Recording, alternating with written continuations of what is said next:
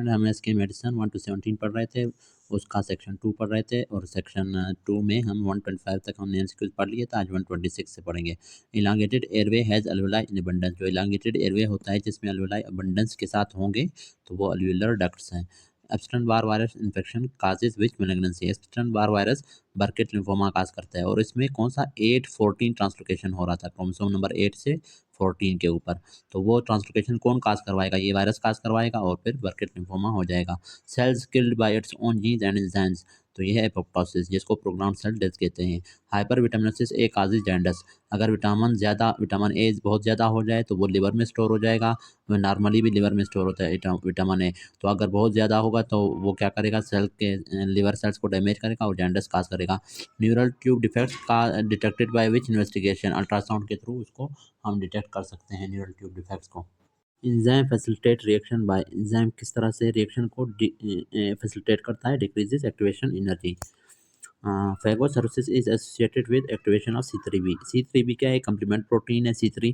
वो जब उसकी ब्रेकडाउन होती है तो उसमें एक C3a होता है जो कि कंप्लीमेंट पाथवे में हेल्प करता है और C3b क्या करेगा, ऑप्सोनाइजेशन में हेल्प करेगा। ऑप्सोनाइजेशन में क्या होता था कि ये एंटीजन के साथ C3b क्या है, एंटीजन के साथ बाइंड होके उसकी हमारे पास फेगोसाइटोसिस, एंटीजन के साथ नहीं बल्कि मैक्रोफेजेस और न्यूट्रोफिल के साथ बाइंड होके फिर एंटीजन को अच्छी तरह के फेगोसाइटोसिस करने में हेल्प करेगा।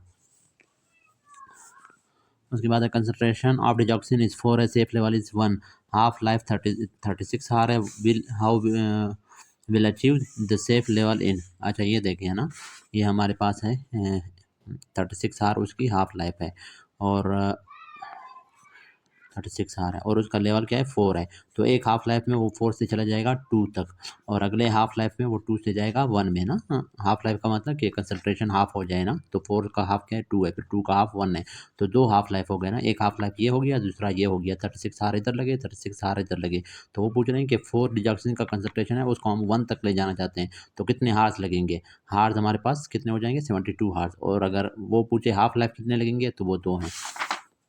Blood warm at 36 degree for massive transfusion to cause left to right shift. Blood को हम वार्म करते हैं 36 डिग्री के ऊपर ताकि लेफ्ट टू राइट शिफ्ट हो। लेफ्ट टू राइट शिफ्ट का ये मतलब ये ऑक्सीजन हीमोग्लोबिन डिस्ट्रीब्यूशन कर्व की बात कर रहा है।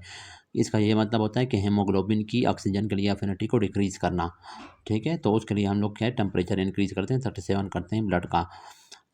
तो जब ऑक्सीजन की एफिनिटी कम हो जाएगी हीमोग्लोबिन के लिए तो वो ऑक्सीजन क्या होगा, टिश्यूज़ में ईजिली इंटर हो सकेगा, डिटेच हो सकेगा हीमोग्लोबिन से ईजिली ना।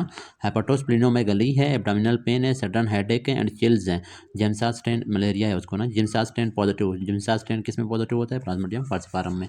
Increase thrombosis by genetic defect है, होमोसिस्टेनीमिया में इंक्रीज थ्रोम्बोसिस होती है।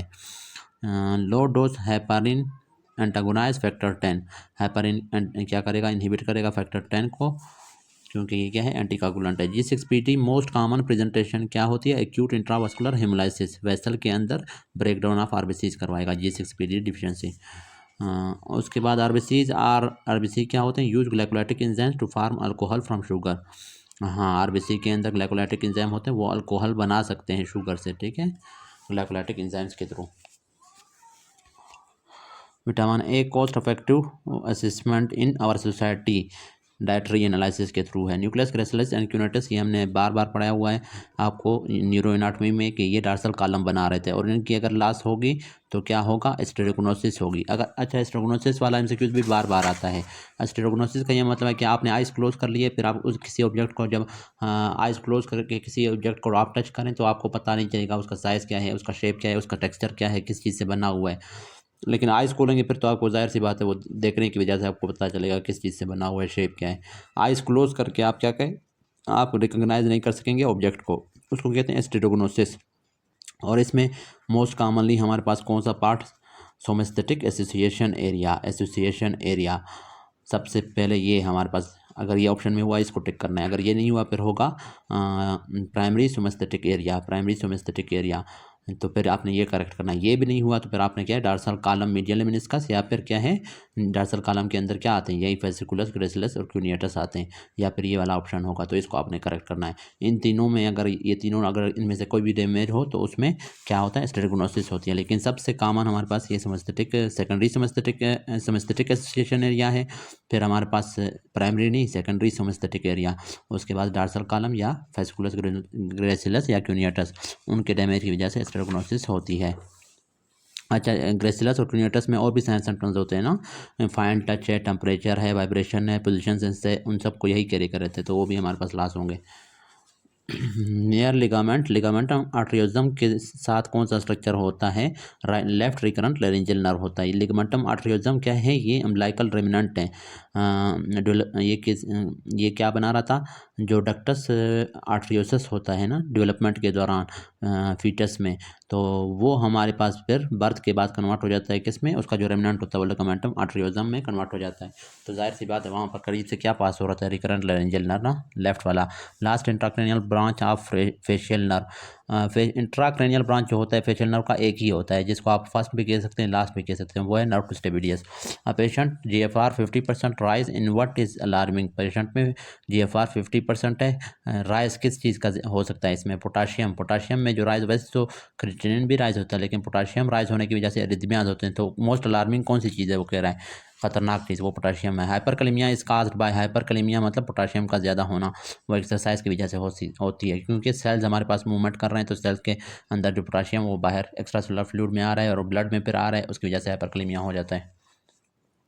About serous cells true, serous cells के बारे में ट्रू क्या है, न्यूक्लियाई पुश टू बेस है, न्यूक्लियाई बेस की तरफ होते हैं सीरस सेल के अंदर। Eosinophils increase in parasitic infection में इजोनोफिल इंक्रीज होते हैं, और एलर्जिक रिएक्शंस में क्या, मेस्ट सेल और बेजोफिल्स, और बैक्टीरियल इन्फेक्शन में क्या इंक्रीज होता था, न्यूट्रोफिल, और सही है, वायरल इन्फेक्शन में फिर लिम्फोसाइट्स।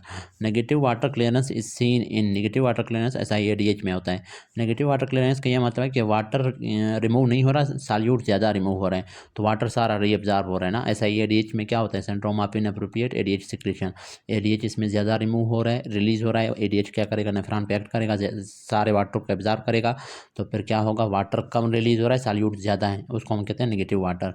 और अगर वाटर ज़्यादा है, सॉल्यूट कम रिलीज हो रहा है ना, मतलब यूरिन में, तो उसको हम कहते हैं positive water clearance. Obstruction of thoracic duct will lead to chylothorax, chylothorax का ये मतलब है लिम्फ एक्युमुलेट हो जाएगा चेस्ट के अंदर। Placenta pass through endometrium does not cross myometrium, अच्छा एंडोमेट्रियम से प्लेसेंटा पास है लेकिन मायोमेट्रियम को क्रॉस नहीं कर रहा, उसको कहते हैं प्लेसेंटा एक्रेटा। और अगर मायोमेट्रियम के अंदर अगर आता कि attach to the attach inside the myometrium, तो फिर उसको हम कहते हैं इनक्रीटा, इनसाइड का मतलब इनक्रीटा। और अगर कहता है कि वो मायोमेट्रियम को भी पास कर रहा है ना, तो उसको हम कहते हैं परक्रीटा, वो मायोमेट्रियम को पास करके उसके आसपास जो यूट्रस के स्ट्रक्चर होते हैं उनके साथ जाके बाइंड हुआ पड़ा होता है। प्रोस्टेट कार्सिनोमा इन्वॉल्व्स, क्या होता है, प्रोस्टेट कार्सिनोमा में इन्वॉल्व करता है किसको, ऑस्टियोब्लास्ट को। हाँ, जब इसके मेट्स होते हैं ना, जब मेटास्टेसिस होती है बोन की तरफ। तो most common site of malignant melanoma का most common site hard palate है। अच्छा, उसके आगे है हमारे पास which of the following decreases blood supply to brain है, हाइपरबेरिक ऑक्सीजन है, हाइपरबेरिक ऑक्सीजन डिक्रीज करेगा ब्लड सप्लाई टू ब्रेन। अच्छा, Hutchinson sign is seen in, Hutchinson tooth होता है, एक साइन होता है। टूथ जो है सेफेलस में होता है और साइन हर्पीज जूस्टर में होता है। H से हचिंसन, H से हर्पीज जूस्टर, लेकिन क्या है साइन, इसको साइन से याद रखना। और हचिंसन टीथ क्या है, वो सेफेलस में होता है। लेडी विद थायरोटॉक्सिकोसिस है, मतलब हाइपरथायरॉयडिज्म है, come with irregular R interval drug of choice, इसमें क्या है बीटा ब्लॉकर, हार्ट रेट को डिक्रीज करेगा तो आर इंटरवल नॉर्मल हो जाएगा। Lions disease is transmitted by vector, ये है आयोक्सिस स्केपुलारिस से होता है। नर्व ट्रंक वाज स्टिमुलेटेड, और कहाँ कैंपर्स हाइकर्स वगैरह में होता था ना, nerve trunk was stimulated electrically compound potential. हाँ, नर्व ट्रंक को आप स्टिमुलेट कर रहे हैं इलेक्ट्रिकली, तो उसको वो क्या है, कंपाउंड पोटेंशियल काज करेगा। Myocardial oxygen demand increase by increase heart contractility, हाँ हार्ट की कंट्रक्टिलिटी अगर इंक्रीज है ना, तो उसको ज़्यादा ऑक्सीजन की ज़रूरत है, डिमांड उसकी बढ़ जाएगी।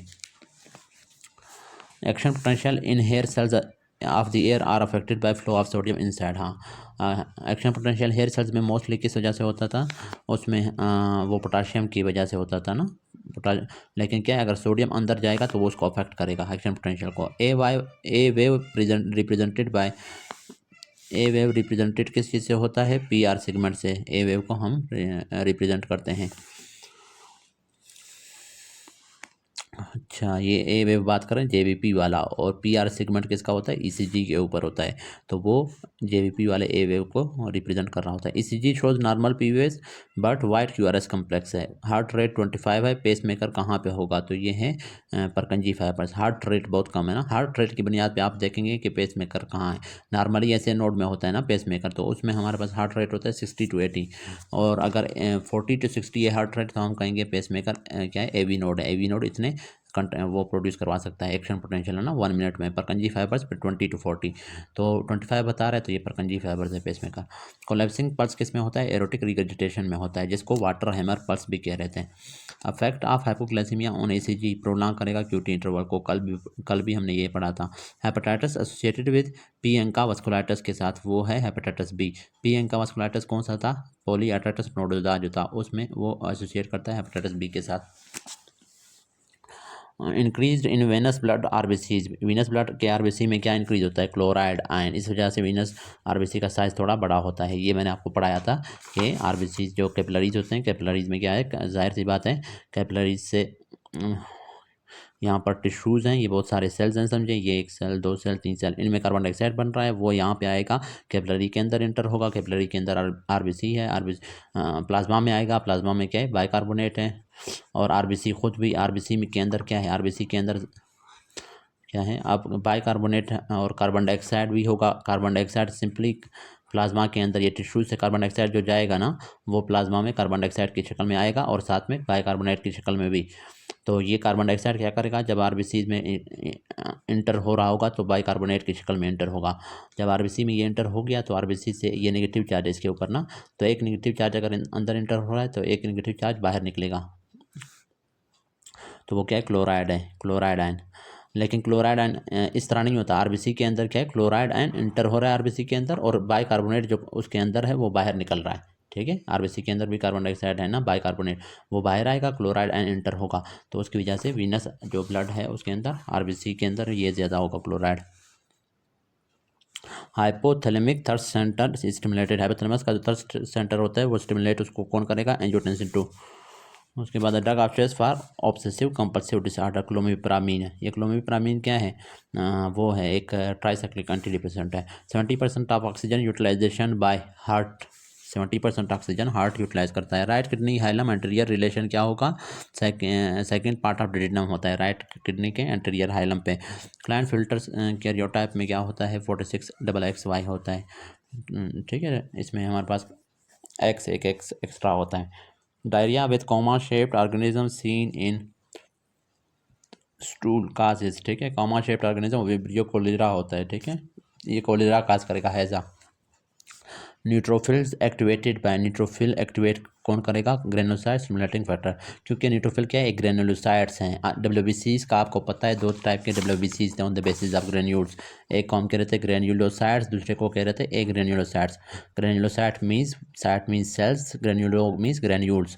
अब ए का मतलब अब्सेंट ग्रेन्यूल्स, वो सेल जिनमें ग्रेन्यूल्स अब्सेंट हैं। तो ग्रेन्युलोसाइड्स में क्या क्या आ रहा था, न्यूट्रोफिल्स था, बेजोफिल था, इजोनोफिल था, और ए ग्रेन्युलोसाइड्स में क्या आ रहे थे, लिम्फोसाइड्स आ रहे थे, मोनोसाइड्स आ रहे थे। और अच्छा, प्राइमरी ग्रेन्यूल्स दोनों में होते हैं, लेकिन सेकेंडरी ग्रेन्यूल्स जो होते हैं वो सिर्फ इनमें होते हैं। सेकेंडरी ग्रेन्यूल्स के बेस पे हमने इसको ग्रेनुलोसाइड, इसको एग्रेनुलोसाइड्स। अब क्या है, जाहिर सी बात है, इन सेल्स के अंदर क्या है, ग्रेन्यूल्स हैं, ग्रेनुलोसाइड्स हैं, तो इनको स्टिमुलेट कौन करेगा, इनकी एक्टिवेशन कौन करवाएगा, ग्रोथ कौन करवाएगा, वो कुछ फैक्टर्स होंगे, उसको कहते हैं ग्रेनुलोसाइड स्टिमुलेटिंग फैक्टर। तो ये जो स्टिमुलेटिंग फैक्टर होगा ये क्या करेगा, ग्रेनुलोसाइड्स को या न्यूट्रोफिल, इजोनोफिल, बेजोफिल को एक्टिवेट करेगा। सिंपल कॉमन सेंस की बात है। उसके आगे है blood group with no agglutinin, वो ब्लड ग्रुप जिसमें कोई भी एंटीबॉडी नहीं है, तो वो ए बी पॉजिटिव है। एग्लूटिनिन का मतलब एंटीबॉडी, और अगर होता है एग्लूटिनोजिन, टिनोजिन होता तो वो हमारे पास उसकी एंटीजन की बात कर रहा है। ठीक है, जन अगर इसके अक्षर में आ गया मतलब एंटीजन, एग्लूटिनोजिन, तो उसमें हम कहते हैं क्या है, ओ नेगेटिव है। ओ नेगेटिव में कोई भी एंटीजन नहीं होता। Patient with tearing chest pain radiating to back है, लाइकली काज क्या है, एरोटिक डायसेक्शन में टेयरिंग चेस्ट पेन होता है, वो बिटवीन जिसके अप्लाई जा रहा होता है। S T elevation lead two 3 AVF, ये पहले आपको बताया इन्फीरियर वाल MI, और उसमें क्या था, राइट कॉर्नरी आर्टरी एक्लूजन हो रही थी। Diabetic with quadrigeminal abscess, loss of shoulder movement, nerve involve कौन सा होगा, एक्सिलरी नर्व। शोल्डर मूवमेंट्स में एक्सिलरी नर्व हेल्प कर रहा होता है ना, शोल्डर जॉइंट को वही सप्लाई करता है, डेल्टाइड मसल को वही सप्लाई करता है जो कि अबडक्शन वगैरह करवा रहा होता है ना। Negative firing fibres in brain के अंदर, negative firing fibres Purkinje sales में होते हैं सेरिबेलम के अंदर। Pathway that controls conjugated head neck and eye movements, उसको कहते हैं मीडियल लॉन्गिट्यूडिनल फेसिकुलस। ये मैंने विजुअल पाथवेज वाला मेरा जो लेक्चर है वो आप देख लेना, उसमें मैंने समझाया हुआ है डिटेल से, क्योंकि ये बड़ा टॉपिक है तो अभी फिर से समझा नहीं सकता। Specific for sarcoidosis in women erythema nodosum होता है। सार्कोइडोसिस में हाइलर लिम्फेडेनोपैथी भी होती है, फीवर, आर्थराइटिस, ये सब हो सकते हैं, लेकिन मोस्ट स्पेसिफिक क्या होता है, एरिथमा नोडोजम। अल्फा रिसेप्टर अंटागोनिस्ट क्या है, पेंटाजोसिन अल्फा रिसेप्टर के साथ बाइंड होता है, उनको ब्लॉक करता है। क्लोनिडीन पर क्या है, अल्फा रिसेप्टर एक्टिविस्ट है, ठीक है, एगोनिस्ट है ये, और वो पेंटाजोसिन एंटागोनिस्ट है या ब्लॉक कर रहा है। इन प्रोलैक्टिनोमा इंक्रीज सेल्स आर, कौन से सेल्स इंक्रीज होंगे, इजोनोफिल। प्रोलैक्टिनोमा में इजोनोफिल बढ़ जाते हैं, इंक्रीज हो जाते हैं। अबाउट बोन, बोन के बारे में क्या, ठीक है, अपोजिशनल ग्रोथ होता है बोन के, इसका ये मतलब है कि बोन का एक लेयर बन गया है, ठीक है, तो फिर क्या है, अगला लेयर फिर बनेगा, फिर अगला लेयर बनेगा, मतलब कल वो ऑस्टियोब्लास्ट सेल्स क्या करेंगे, वो अगला लेयर बनाते जाएंगे, ठीक है, एक लेयर के ऊपर दूसरे लेयर्स की ग्रोथ होना, इसको कहते हैं appositional growth. Superior pancreatico artery किसकी ब्रांच है, गैस्ट्रोडिडिनल आर्टरी की, ठीक है। Phrenic nerve adjusted everts just at its origin, अगर अपने ओरिजिन के ऊपर फ्रेनिक नर्व एवर्ट्स होता है तो क्या काज करेगा, इप्सिलेटरल डायफ्राम पैरालिसिस, क्योंकि दोनों साइड से फ्रेनिक नर्व आ रहा है ना, जिस साइड का डैमेज है उसी साइड पे पैरालिसिस होगी। Lesion of fourth nerve diplopia, fourth nerve diplopia कौन सा होगा, डाउनवर्ड गेज ऑन अबडक्शन, तो डाउनवर्ड गेज जब नीचे की तरफ देख रहा होगा पेशेंट तो उसमें उसको डिप्लोपिया होती है, या वर्टिकल डिप्लोपिया भी आप कह सकते हैं। ये मैंने डिटेल से आपको पढ़ाए थे ना। उसके बाद loss of light reflex accommodation intact lesion of pre tectal है, ठीक है, लाइट रिफ्लेक्स लास्ट है लेकिन एकोमोडेशन इंटेक्ट अगर हो तो वो प्री टेक्टल एरिया में प्रॉब्लम है। इसको आर्गाइल रॉबर्टसन प्यूपल भी कह रहे थे, आपको समझे, प्रोस्टिट्यूट प्यूपल भी इसको कहते हैं। पेशेंट है ये टर्शरी सिफिलिस में होता है, न्यूरोसिफिलिस भी इसको कहते हैं जैसे टर्शरी। पेशेंट है डायरिया, एग्जामिनेशन रिवील्ड आ पी शेप्ड ऑर्गेनिज्म, पेशेंट को क्या है, डायरिया है और उसमें पियर शेप्ड ऑर्गेनिज्म है, तो ये क्या है, जार्डियासिस है, पियर शेप्ड होता है ना। Pain from middle cranial fossa via trigeminal nerve के जरिए जाता है, मिडल क्रेनियल फोसा से pain. Which of the following ATT is bacteriostatic है, इथम ब्यूटोल बैक्टीरियोस्टेटिक है, बैक्टीरिया की ग्रोथ को रोकता है, किल नहीं करता, जो किल करते हैं उनको बैक्टीरियासाइडल कहते हैं, साइडल मीन्स किल करना। Pelvis common in males anthropoid and Android, Android से आप याद, एंड्रोजन है ना, एंड्रोजन हार्मोन्स किस में होते हैं, मेल्स में होते हैं, तो एंड्रॉइड जो पेल्विस होता है वो भी मेल में होता है, एंथ्रोपॉइड भी। Utricle hair deposition is due to, utricle में हेयर की डिपोजिशन किस वजह से होती है, पोटाशियम की वजह से, कि पोटाशियम एंटर होता है उसकी वजह से फिर हेयर सेल्स की डिपोजिशन होती है, इनर हेयर में जो होते हैं।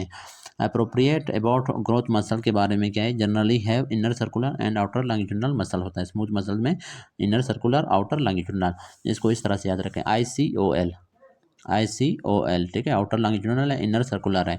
About adrenal medulla innervation true is preganglionic for greater splanchnic nerves हैं, जो एड्रिनल मेडुला के पास जा रहे होते हैं प्री गैंग्लियनिक फाइबर्स, वो क्या होते हैं, ग्रेटर स्प्लैंक्टिक नर्व इसको कह रहे होते हैं, ठीक है। और एड्रिनल का, क्योंकि ये फिर एपिनेफ्रिन रिलीज करवाएगा, ठीक है, मेडुला से ये वाला नर्व। उसके बाद है मोस्ट इंपॉर्टेंट, और ये सिंपैथेटिक फाइबर्स हैं, ये बात याद रखें। Most important factor for thrombosis क्या है, एंडोथेलियल डैमेज है। दूसरे नंबर पे क्या था, हाइपर कोगुलेबिलिटी और स्टेसिस, ये तीनों चीज़ें इनको हम कह रहे थे विरकोज ट्रायड, ये काज करवा रहे थे थ्रोम्बोसिस। थ्रोम्बोसिस कहाँ पे, मेनली डीवीटीज, ठीक है, डीप वेन थ्रोम्बोसिस काज करवा रहे थे। Basement membrane not present in ependyma में, बेसमेंट मेम्ब्रेन नहीं होता है। एपेंडेमल सेल्स किस में होते हैं, वेंट्रिकल्स के अंदर होते हैं, क्या प्रोड्यूस करवाते हैं, ये प्रोड्यूस करवाते हैं CSF। Aqueous diffusion of which of the following, कौन सा ड्रग इनमें से एक्वस डिफ्यूजन के जरिए जाता है, digoxin. Lesion of dorsal column will cause astereognosis, अभी थोड़ी देर पहले हमने पढ़ा था न्यूक्लियस ग्रेसिलस और क्यूनिएटस, तो वो भी डॉर्सल कॉलम के फाइबर्स उसी के पास जा रहे होते हैं ना, तो वही ये मैंने आपको समझाया था। Acrosomes are formed by Golgi apparatus, और एक्रोसोम बना रहा था। एक्रोसोम क्या होता है, वो जो स्पर्म का हमारे पास हेड होता है ना, जिसके अंदर एंजाइम्स होते हैं, तो वो गोल्जी एपरेटस बना रहा होता है। Most important function of endothelium prostacyclin synthesis है। ये एंडोथेलियम करता है। Man with decrease sperm count है, इन्वेस्टिगेशन डन शुड बी, तो कौन सा इन्वेस्टिगेशन करेंगे? FSH LH देखेंगे कि वो हार्मोन कम तो नहीं है। वो हार्मोन अगर कम होंगे तो टेस्टोस्टेरोन कम होगा। और LH क्या है? FSH क्या है? स्पर्म प्रोडक्शन करवा रहा था ना, तो FSH अगर कम है इसका मतलब स्पर्म प्रोडक्शन कम है, और अगर LH कम है इसका मतलब टेस्टोस्टेरोन कम है, उसकी वजह से भी स्पर्म कम होता है। Floor of mouth is divided into superficial and deep parts bye mylohyoid, bar bar repeat हो रहा है। ट्रीटमेंट ऑफ एंथ्रेक्स क्या है? सिप्रोफ्लोक्सिसिन है। Opening of oesophageal sphincter is by VIP है, ठीक है, वेजोक्टिव इंटेस्टाइनल पेप्टाइड उसको ओपन करता है। Testicular tumour with mature cells and tissues, teratoma, ठीक है, टेराटोमा में मैच्योर सेल्स होते हैं और ये टेस्टिकुलर ट्यूमर। टी से टेस्टिकुलर, टी से टेराटोमा, और मैच्योर की बात याद रखें, ठीक है। Roof of anterior horn of lateral ventricle is found है, ये भी बार बार आ रहा है। बॉडी ऑफ कार्पस क्लोसम, रट्टी वाली चीज़ है, इसको आप रट्टे। उसके बाद है base of the lung is resistant to oedema due to increase pressure of blood होता है बेस ऑफ द लंग पे, उसकी वजह से वहाँ पे एडिमा होने के चांसेस कम होते हैं। Stagnant hypoxia can occur due to heart failure की वजह से होता है, और शॉक में भी होता है, कार्डियोजेनिक शॉक में। Female patient has valvular heart disease, such patients are at risk of developing infective endocarditis है। Which of the following organism is most commonly responsible for valvular heart disease है patient को, तो उसमें कौन सा हमारे पास ऑर्गेनिज्म मोस्ट कॉमनली काज करेगा? क्या है? एंडोकार्डाइटिस, स्ट्रेप्टोकोकल विरिडेन है। Bitemporal hemianopia cause by compression of optic chiasma की वजह से होता है bitemporal हेमिनोपिया। Germ cells appear in yolk sac at the end of 3 week है। Patient has sustained injury now can evert foot है but not invert नहीं कर सकता फुट को ना। डैमेज क्या हुआ है? टिबियालिस एंटीरियर एंड पोस्टीरियर, ये काज करवा रहे थे फुट की इन्वर्जन, मतलब मिडल साइड पे उसको डिविएट कर रहे थे, तो वो नहीं होगा, ये मसल डैमेज हुए ना। If the apex of femoral triangle is damage it will damage to femoral artery and vein damage हो जाएगा। Left temporal area is damage will lead to right upper quadrantanopia cause करेगा। Left temporal area अगर damage होगा तो right upper quadrantanopia हो जाएगा। उसके बाद hyaline cartilage is present where, hyaline cartilage कहाँ पे होता है? लैरिंक्स में। प्लाज्मोडियम वाइवैक्स बीइंग ट्रीटेड है, now patient develop dark urine and pain, this is due to primaquine की वजह से। ये इसका साइड इफेक्ट है, रेयर साइड इफेक्ट है लेकिन काज करता है कभी कभार, डार्क यूरिन काज कराएगा प्रीमाक्वीन। लेकिन अगर वो ये ना दें कि प्लाज्मोडियम वाइवैक्स वगैरह नहीं दें कि पेशेंट को मलेरिया है और उस मलेरिया की ट्रीटमेंट हमने की है, कुछ दिनों के बाद उसका dark colour Coca colour urine है, और बुआई का जिक्र भी करें तो वो है G6PD डिफिशियंसी। फिनो वैसे प्रीमाक्वीन भी G6PD डिफिशियंसी काज करता है ना। G6PD वाले पेशेंट्स में हीमोलाइसिस काज करता है, डार्क कलर यूरिन काज करेगा। Phenothiazines act by inhibiting dopamine in limbic system, क्योंकि ये डोपामिनर्जिक इनहिबिटर है। इसके अलावा अल्फा 1 अल्फा 2 को भी इनहिबिट करता है, H1 H2 को भी इनहिबिट करता है। फिनोथायाजीन है, ठीक है। ये वोमिटिंग के लिए भी दे रहे थे, पार्किंसन डिजीज़ में भी देते हैं, कुछ और साइकेट्रिक डिसऑर्डर्स हैं उनमें भी देते हैं। पार्किंसन में तो कमाली यूज़ नहीं होता, लेकिन पार्किंसन में डोपामिन पहले से कम है, उसमें नहीं। जो साइकोटिक डिसऑर्डर है, स्किज़ोफ्रेनिया वगैरह, उनमें भी देते हैं। थ्रोम्बोसाइटोपेनिया कैरेक्टरिस्टिक फीचर क्या होगा? पेटिकल हेमोरेजेस।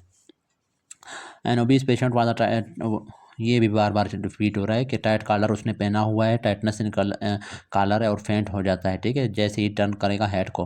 तो ये हमारे पास क्यों हो रहा है? इंक्रीज वीनस कंप्लायंस, और इसकी वजह ये है कि वो क्या है, उसका हमारे पास एक्टिवेट हो जाता है कैरोटिड साइनस। ये सारा आप ये पढ़ लेना, ठीक है, ये बार बार रिपीट हो रहा है। Patient sustained RTA which lead to pelvic fracture, patient develop shock later on, this was due to, ये किस वजह से था? एक्सेसिव ब्लड लॉस की वजह से शॉक में चला गया ना। Pregnant female has pin warm infestation, जिसको उसको क्या कह रहे थे? एंटेरोबियस वर्मिकुलारिस कह रहे थे पिन वार्म को। पेरिफेरल स्मेयर के ऊपर वो प्रेजेंट है, तो ये क्या है? उनका जो न्यूक्लियस होता है स्केप्टिकल न्यूक्लियस होता है। Bacteria with fluorescent particles and are resistant to disinfectant and frequently resistant to antibiotics, तो ये pseudomonas aeruginosa frequently resistance antibiotics की तरफ। इसके अलावा ये क्या है? रेजिस्टेंट है टू डिसइंफेक्टेंट्स भी। और एंटी सुडोमोनास पेनिसिलिन कौन सा होता है? Piperacillin. Mid diastolic murmur, pulmonary hypertension, pulmonary oedema, patient will have most likely, तो इसमें राइट वेंट्रिकुलर हाइपरट्रोफी। वजह क्या है? मिड डायस्टोलिक मर्मर उसमें भी होता है, माइट्रल स्टेनोसिस में भी, लेकिन यहाँ पर हम लोगों ने राइट वेंट्रिकुलर हाइपरट्रोफी लगाया है, राइट आर्ट्रियल हाइपरट्रोफी क्यों नहीं लगाया? उसकी वजह यह है कि यहाँ पर पल्मोनरी हाइपरटेंशन और पल्मोनरी एडिमा है पेशेंट को, तो पल्मोनरी हाइपरटेंशन की वजह से, पल्मोनरी एडिमा की वजह से क्या है? राइट वेंट्रिकल की हाइपरट्रोफी हो जाएगी। Which will not let ventricular fibres not increase in length है। इंक्रीज पेरिकार्डियल अगर प्रेशर होगा, मतलब क्या है, पेरिकार्डियल फ्लूइड के अंदर अगर ब्लड अक्यूमुलेट होगा जैसे कार्डियक टेम्पोनाड में होता है, तो उसकी वजह से फिर क्या होगा, उसकी वजह से जो फाइबर्स होंगे वेंट्रिकल फाइबर्स वो अपने लेंथ में, मतलब वो रिलैक्स नहीं होंगे ना, अपना नॉर्मल लेंथ गेन नहीं कर पाएंगे। तो जब रिलैक्स नहीं होंगे तो दोबारा से कंट्रैक्ट भी ठीक से नहीं होंगे, कार्डिक टेम्पोनाड में होता है ना। साइन ऑफ इरिवर्सिबल इंजरी और कंस्ट्रक्टिव पेरिकार्डिटिस में भी हो सकता है, लेकिन वो कंस्ट्रक्टिव पेरिकार्डिटिस स्लोली एक्यूमुलेट होता है उसमें ब्लड ना, तो वो इतना इशू नहीं है, उसमें ब्लड नहीं, बाकी टिश्यूज एक्यूमुलेट होते हैं फाइबर्स वगैरह, तो वो अडाप्ट कर लेता है हार्ट उसके साथ। लेकिन जो कार्डिक टेम्पोनेट है वो सडन है ना, उसमें अडाप्ट नहीं कर पाता। साइन ऑफ इरिवर्सिबल इंजरी क्या है, कैल्शियम इन्फ्लक्स अगर हो जाए सेल के अंदर तो वो तमाम एंजाइम्स को एक्टिवेट कर देता है सेल के अंदर, और फिर सेल की फुल डेथ हो जाती है, क्योंकि कैल्शियम एक्टिवेट करता है ना मोस्टली एंजाइम्स को। माल एब्जॉर्प्शन ऑफ फैट ट्रू क्या है, माल एब्जॉर्प्शन ऑफ फैट के बारे में क्या ट्रू है, may cause decrease coagulability due to decrease absorption of fat soluble vitamin. अगर फैट कम एब्जॉर्ब होंगे तो फिर क्या है, कोगुलेबिलिटी भी डिक्रीज होगी, उसकी वजह क्या है, डिक्रीज एब्जॉर्प्शन होगी फैट सॉल्युबल विटामिन की। तो फैट सॉल्युबल विटामिन जब डिक्रीज होंगे तो फिर क्या है, कोगुलेशन में भी हमारे पास प्रॉब्लम होगी। फैट सॉल्युबल विटामिन कौन से थे, ए डी ई एंड के। अब के क्या है, वो कोगुलेशन में हेल्प कर रहा था। अब क्या है, जब वो फैट सॉल्युबल विटामिन है, जब फैट एब्जॉर्ब नहीं होंगे तो ये विटामिन के भी एब्जॉर्ब नहीं होगा, तो कोगुलेशन में भी डिक्रीज होगी। Patient with painless reddish nodules on the hand and arm has generalized lymphadenopathy है। What is the associated infective agent for this nodules है, ये है ह्यूमन herpes virus 8। ठीक है, वो इस तरह से के नोड्यूल्स वगैरह बनाता है। सॉरी।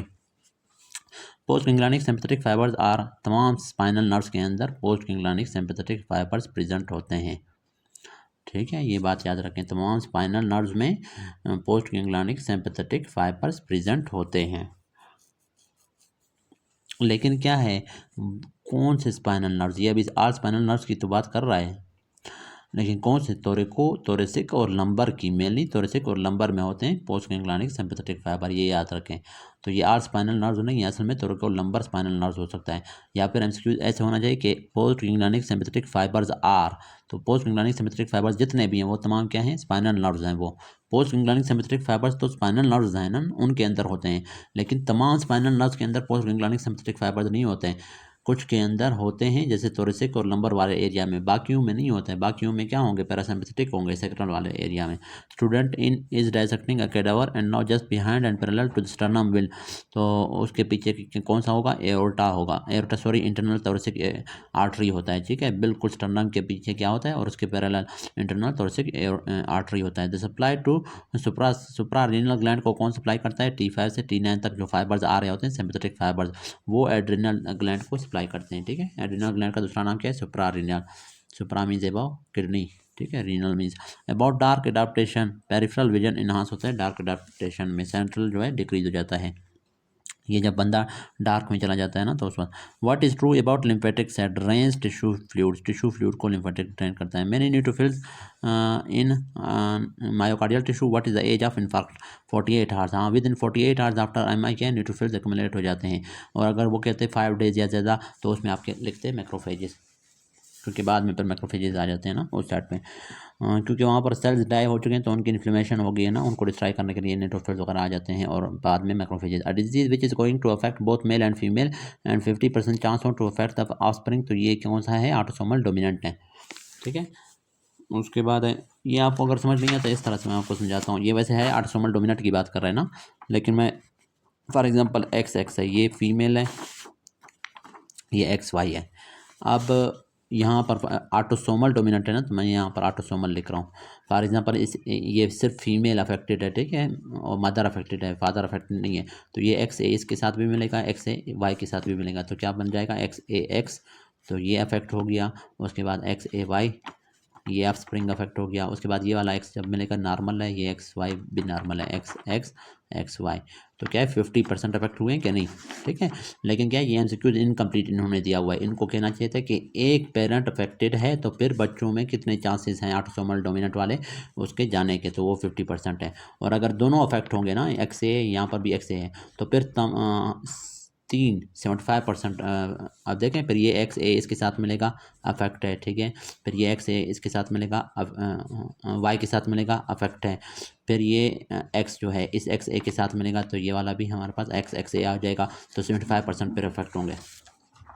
ठीक है, समझ आ गई होगी आपको, कॉमन सेंस वाली बात है। The cells of the bodies of vascular gracilis fibres lie in posterior grey column या डार्सल ग्रे कॉलम, जिसको हम डार्सल कॉलम में मेनिस्कस सिस्टम कह रहे हैं, उसी में वेस्कुलर ग्रेसिलस और क्यूनेटस होते हैं। ग्रेसिलस लोअर लिम्ब के फाइबर्स को ला रहे हैं और क्यूनेटस अपर लिम्ब के फाइबर्स को ले जा रहे हैं ब्रेन की तरफ। Damage to basal ganglia leads to lead pipe rigidity. इसमें एक बात याद रखें कि बेजल गैंग्लिया में लीड पाइप रिजिडिटी हो रहा है। एक लीड पाइप रिजिडिटी होता है, एक कॉगविल। लीड पाइप और कॉगविल में ये डिफरेंट है। जो लीड पाइप रिजिडिटी होता है उसमें यह है कि वो रिजिडिटी प्रेजेंट है, ठीक है। रिजिडिटी चाहे आप मूवमेंट कर रहे हैं चाहे नहीं कर रहे हैं, मूवमेंट के दौरान भी हमारे पास रिजिडिटी प्रेजेंट होता है लीड पाइप में। कॉगविल में इस तरह नहीं होता। कॉगविल में ये है कि जब तक आप मूवमेंट नहीं करें तो रिजिडिटी है, जब मूवमेंट आप स्टार्ट कर देते हैं या तो उस वक्त क्या है वो रिजिडिटी कम हो जाती है, ख़त्म हो जाती है। तो ये दोनों हो सकते हैं, ठीक है, पार्किंसन डिजीज़ में भी। और जो क्लेस्प नाइफ रिजिडिटी था वो फिर उसमें हो रहा था, वो फिर क्या है मूवमेंट के स्टार्ट में और मूवमेंट के एंड पे सिर्फ हो रहा था, ठीक है। और लीड पाइप क्या है थ्रू आउट द मूवमेंट हो रहा है। और कॉगविल क्या है जैसे मूवमेंट स्टार्ट करेंगे ख़त्म हो जाएगा। तो क्लेस्प नाइफ किस में हो रहा था, अपर जो मोटर न्यूरॉन लीजन्स हैं उनमें होता है। Regarding I mechanism in vision is retinol, ठीक है। आई मैकेनिज्म हमारे पास फॉर विजन के लिए क्या मैकेनिज्म होता है, रेटिनॉल होता है, ठीक है, विटामिन ए की फॉर्म है। Dorsal vagus nucleus is located in dorsal vagus nucleus medulla में होता है, ठीक है। ये motor nucleus of vagus nerve है ना। Left circumflex artery is blocked, it will lead to lateral wall का ना। लेटरल वॉल में क्या होता है, लेफ्ट आर्टरियम और लेफ्ट वेंट्रिकल होता है, तो वो डैमेज होते हैं। EEG of man with eyes close, एक आइज क्लोज हैं तो आइज क्लोज के साथ क्या होते हैं, अल्फा वेव्स आते हैं। है हमारे पास आइज क्लोज हैं लेकिन वो अवेक है, और अगर अवेक है और अलर्ट है तो और आइज भी ओपन है तो उसमें बीटा वेव्स होते हैं। लेकिन अगर वो स्लाइड स्लीप में चला गया है तो वह थीटा वेव, और अगर डीप स्लीप में तो डेल्टा वेव होते हैं। Patient was on oxygen therapy, full high oxygen was given, no the patient develop dyspnoea due to spontaneous pneumothorax. हाँ, बहुत ज़्यादा ऑक्सीजन अगर आप देंगे और हाइपरबेरिक ऑक्सीजन होता है ना, हाई डोज, तो वो क्या है निमोथोरेक्स का काज कर सकता है। किस तरह से, अल्विलाई अगर पहले से उसको लंग डिजीज होगा ना तो अल्विलाई क्या होंगे, डैमेज होंगे। अल्विलाई अगर डैमेज होगा तो रप्चर हो जाएंगे, रप्चर हो जाएंगे तो फिर वहाँ पे प्लूरल कैविटी में भी ऑक्सीजन जमा हो सकता है, उसकी वजह से फिर होता है निमोथोरेक्स और डिस्निया फिर होता है। स्ट्रॉन्गेस्ट स्टिमुलेंट ऑफ अल्डोस्टेरोन क्या है, हाइपरकैलेमिया स्ट्रॉन्गेस्ट स्टिमुलस है अल्डोस्टेरोन के लिए। दूसरे नंबर पे क्या है, सोडियम कम होना ब्लड में। पहला क्या है, पोटेशियम का ज़्यादा होना, ये ज़्यादा स्टिमुलेट करेगा अल्डोस्टेरोन रिलीज को। In pregnancy what increases, pregnancy में टाइडल वॉल्यूम इंक्रीज हो जाती है लंग की। When oesophageal peristalsis reaches the lower oesophageal sphincter and the lower oesophageal sphincter will relax ahead of the peristalsis, इसी तरह है, ठीक है। पहले पेरिस्टाल्सिस से पहले वो रिलैक्स हो जाएगा।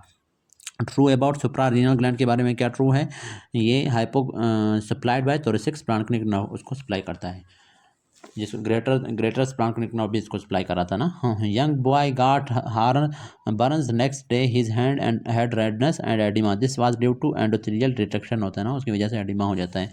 लेकिन ये एंडोथेलियल रिट्रैक्शन वगैरह यहाँ पर इन्फ्लेमेशन की वजह से भी तो होता है ना, रेड हो जाता है, रेडनेस होती है, एडिमा हो जाता है।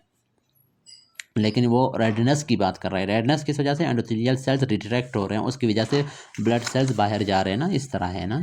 ये हमारे पास क्या है, ये ब्लड कैपिलरीज हैं जहाँ पर हैंड फॉर एग्जांपल डैमेज हुआ है, ये एंडोथेलियल सेल्स नॉर्मली इस तरह से होते हैं ना। फिर क्या होगा, जब हमारे पास बर्न हो जाएगा तो ये एंडोथेलियल सेल रिट्रैक्ट होंगे, ये क्या है कंट्रैक्ट होंगे। जब कंट्रैक्ट होंगे तो इनके दरमियान ये दरमियान क्या है, स्पेस रह जाएगा, नहीं है गैप आ जाएगा। तो क्या है, आरबीसी का साइज इतना है कि वो यहाँ से इजीली पास होकर टिश्यू में जाएगा और साथ में फ्लूइड्स भी जाएगा, तो उसकी वजह से वहाँ पर एडिमा और रेडनेस होगी। पेरिसाइड सेल्स होते हैं जो कि कंट्रैक्ट करते हैं एंडोथेलियल सेल्स को। Bio availability of a drug is maximum if it's given sublingually, sublingually अगर आप ड्रग देंगे तो उसकी बायोअवेलेबिलिटी मैक्सिमम है, लेकिन उससे भी ज़्यादा किस में होता है, आईवी में होता है, तो दूसरे नंबर पे सबलिंगुअल है। While monitoring some cells oxidative burst was seen, this oxidative burst is necessary for microbicidal killing. तो ऑक्सीडेटिव बर्स्ट हमेशा सेल्स के अंदर होता है, स्पेशली किस में होता है, डब्ल्यूबीसीज में होता है, और ये जर्म्स को किल करने के लिए होता है, ठीक है। तो माइक्रो बायोसाइडल का मतलब माइक्रो ऑर्गेनिजम्स को किल करना। अच्छा, the mechanism by which phagocytosis is enhanced and lead to better killing, opsonisation के ज़रिए क्या है, फैगोसाइटोसिस क्या है, बेटर किलिंग कर सकता है। ऑप्शनाइजेशन के लिए और दो हमारे पास चीज़ें यूज होती थी, एक C3 बीटा और एक हमारे पास क्या था, एक और प्रोटीन था, हम मुझसे भूल गया है। तो वो दोनों क्या है, न्यूट्रोफिल और मैक्रोफेजेस की हेल्प करते हैं, ठीक है, टू फेगोसाइटोज जर्म्स। तो इन दोनों मालिक्यूल्स को हम ऑप्सोनिन कहते हैं। एक मेरे ख्याल से C5 था, C3 भी था और C5 था या इसी तरह कुछ था। तो ये क्या है, ये ऑप्शनिन्स है। ऑप्शनाइजेशन इस प्रोसेस को कहते हैं, ठीक है, ऑप्शनाइजेशन इस प्रोसेस को। Neurogenic shock was decrease systemic arterial filling pressure. Neurogenic shock में arterial systemic filling pressure decrease हो जाता है। न्यूरोजेनिक शॉक होता कब है, जब डैमेज होता है स्पाइनल कार्ड है, ठीक है, न्यूरोजेनिक है ना। What is true about right lung. Right lung के बारे में क्या ट्रू है, azygos is in direct relation. Right lung के साथ रिलेशन में एजाइगस वेन होता है, लेफ्ट पे नहीं होता। उसके बाद है physiological shunt V by Q ratio below normal. Physiological shunt में V by Q ratio below normal होता है, ठीक है। अच्छा, ये वी बाई क्यू क्या था, वेंटिलेशन बाय परफ्यूजन रेशो ना। उसके बाद alcoholic smoker alcoholic smoker man ने clinical features of hepatocellular carcinoma है typically given in scenario AFP 9000 है, ठीक है, AFP अल्फा फीटोप्रोटीन उसमें 9000 है। मोस्ट लाइकली कंडीशन या प्री डिस्पोजिंग फैक्टर इसमें क्या होगा, अल्कोहलिक हेपेटाइटिस है। अल्फा फीटोप्रोटीन अल्कोहलिक हेपेटाइटिस में इंक्रीज होता है ना, अल्कोहल वो वैसे भी पी रहा है ना, स्मोकर है और वो है। मैन रिटर्न फ्रॉम बैंकॉक है, ulcer on foot on root of venous है, रीजनल विद रीजनल लिम्फेडिनोपैथी है, rash on palms and soles है। डायग्नोसिस क्या है, सेकेंडरी सिफिलिस है ना, सारे उसी के सिम्टम्स हैं। क्योंकि बैंकॉक थाईलैंड उस साइड लोग जाते हैं ना, तो ज़्यादातर वो फिर उनमें ये डिजीजेज, क्योंकि वहाँ पर ये क्या करते हैं, तो इंटरकोर्स करते हैं ना, तो फिर test that differentiates two variables. वो टेस्ट जो कि टू वेरिएबल्स को डिफरेंशिएट करता है, चाहे स्क्वायर सॉरी ये टी टेस्ट होता है। Man got accident and had complete transaction at T1 level. T1 level के ऊपर कंप्लीट ट्रांजेक्शन है, ही विल हैव, तो उसको क्या होगा, temporarily loss of stretch reflex below the lesion. अच्छा, ये तो होगा और चीज़ें भी होंगे, ठीक है, और कुछ चीज़ें ऐसी होती हैं, मसल पैरालिसिस हो जाती है लोअर मोटर न्यूरॉन लीजन का ना, below the level of legion. लेकिन ये at the T1 level, T1 level के ऊपर अगर पूछ रहा है ना, वहाँ पर इसको डैमेज हुआ है, तो क्या होगा, स्ट्रेच रिफ्लेक्स जो होगा वो बिलो द लीजन, वो भी टेम्पररी लॉस होता है, वो वापस बन जाते हैं। ये हमसे कुछ रिपीट होता है बार बार, तो आपने याद रखना है, तो कंप्लीट ट्रांजेक्शन है ना। और scenario of Hodgkin lymphoma lacunar cells with few Reed Sternberg cells seen type, तो कौन सा टाइप है, नोडुलर स्क्लेरोजिंग टाइप है। हॉटकिन लिम्फोमा में क्या होते थे, रीड स्टर्नबर्ग सेल्स होते थे ना, तो अगर हमारे पास रीड सेल्स कम होंगे, थोड़े से होंगे, लेकुनर सेल्स होंगे, तो उसको कहते हैं नोडुलर स्क्लेरोजिंग टाइप। क्योंकि इसके मजीद टाइप थे हॉटकिन लिम्फोमा के ना, 5 टाइप थे। एक मिक्स था, एक हमारे पास लिम्फोसाइट प्रीडोमिनेंट था, एक लिम्फोसाइट रिच था और लिम्फोसाइट पुअर था। तो ये मतलब उसके टाइप्स थे। Guitar player having weakness in thumb and index finger with normal sensation, nerve involve कौन सा है, एंटीरियर इंट्रोशियस नर्व उसमें इन्वॉल्व है, और ये हमारे पास ब्रांच है किसकी, रेडियल नर्व की।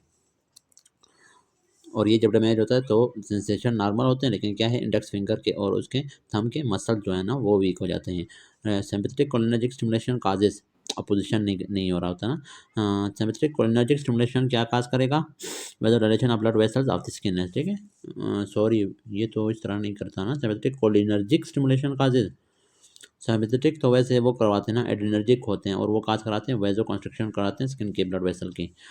तो यहाँ पर दिया हुआ है weather relation of blood vessels of the skin है, चलो ठीक है, वो भी ये काज करवाते हैं, लेकिन ये पैरासिम्पथेटिक कोलिनर्जिक होते थे। चलो इसको फिर देखते हैं, कंफर्म करते हैं। सेक्रेटिन रिलीज अक्कर, असल में ये MCQ ही करेक्ट नहीं है, ये गलत लग रहा है मुझे। सेक्रेटिन रिलीज अक्कर होता है किस पे, बिलो pH 4.5। ये कहाँ से, स्मॉल इंटेस्टाइन में रिलीज हो रहा था ना ये। Flexion reflex is due to, flexion reflex noxious stimuli, noxious का मतलब पेनफुल स्टिमुलाई की वजह से फ्लेक्शन रिफ्लेक्स हो जाता है ना। विथड्रॉल रिफ्लेक्स भी होता है, ठीक है, फ्लैक्स हो जाते हैं मसल वगैरह। Histopathological feature of malignant neoplasm क्या है, an invasion of basement membrane. हाँ, मैलिग्नेंट न्यूप्लाज्म कल भी हमने पढ़ा था, मैलिग्नेंसी क्या है, इसका मतलब है कि बेसमेंट मेम्ब्रेन को क्रॉस कर लेना, और अगर बेसमेंट मेम्ब्रेन को क्रॉस नहीं किया तो उसको हम बिनाइन कहते हैं या कार्सिनोमा इन सिटू कहते हैं।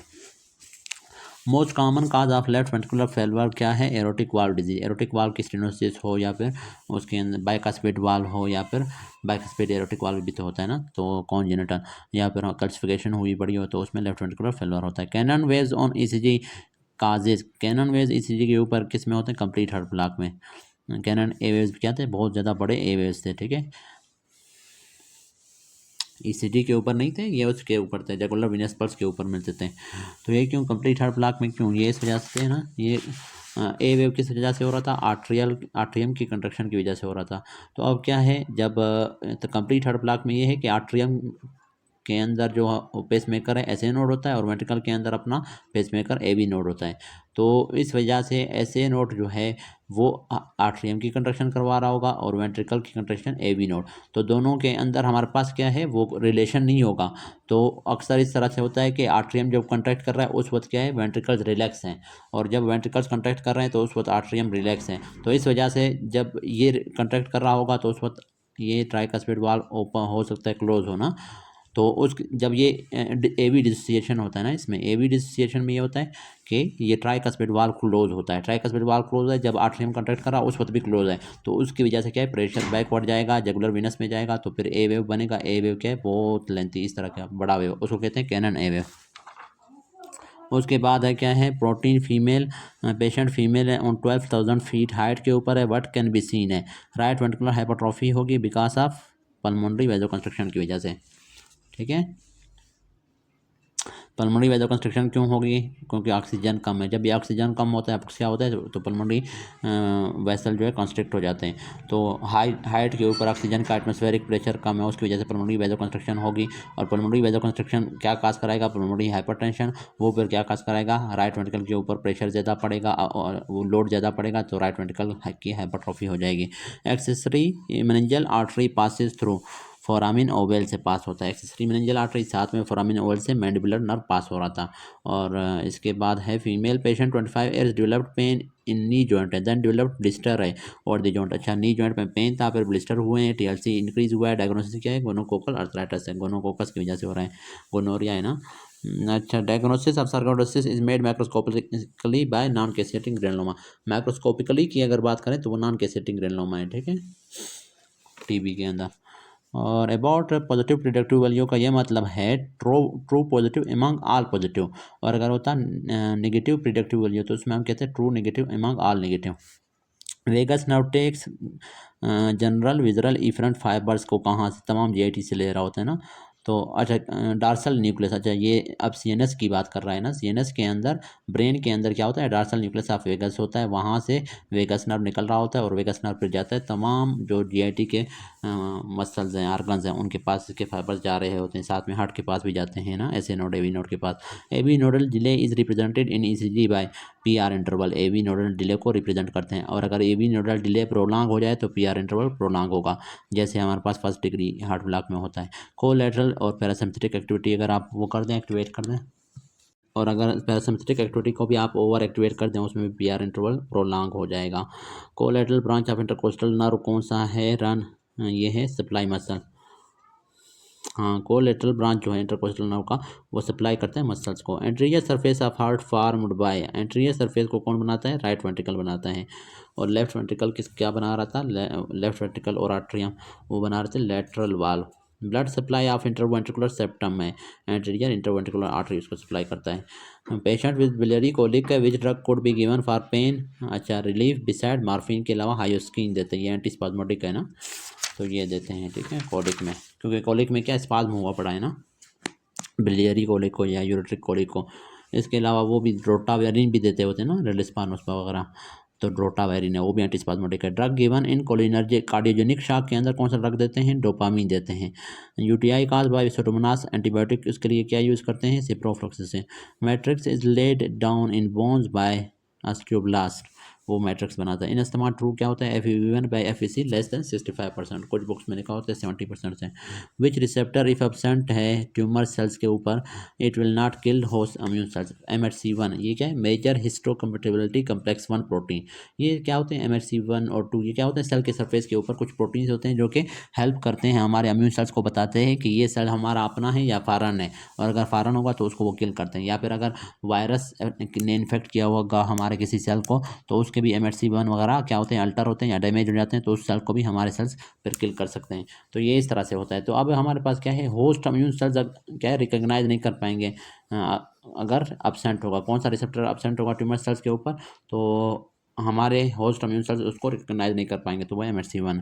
40%, 20%, 10%, 30%, इसको हम किस तरह से शो कर सकते हैं, ये बायोस्टैट की है ना पाई चार्ट। परसेंटेज में अगर आपको डेटा दिया हुआ है तो उसको हम पाई चार्ट से वो करते हैं, डिटरमाइन करते हैं, अरेंज करते हैं। पाई चार्ट में क्या होता है, इस तरह से ये हमने क्या है सर्कल बना दिया, ये हमारे पास क्या है, हम कहेंगे रेड वाला हमारे पास वो क्या है वो समझे, ये 20% है, 20% हमारे पास ग्रीन है, 30% ब्लू, 40% हमारे पास समझे वाइट है, फिर ब्लैक है। मतलब ये हमने डिवाइड किए कि स्टूडेंट्स की क्लास में जो स्टूडेंट्स आए हैं उनमें कितने परसेंटेज की रेड कपड़े हैं, कितने के ये है फॉर एग्जांपल ना, तो उसको आप पाई चार्ट से परसेंटेज की फॉर्म में अगर डेटा हो पाई चार्ट से आप रिप्रेजेंट करते हैं।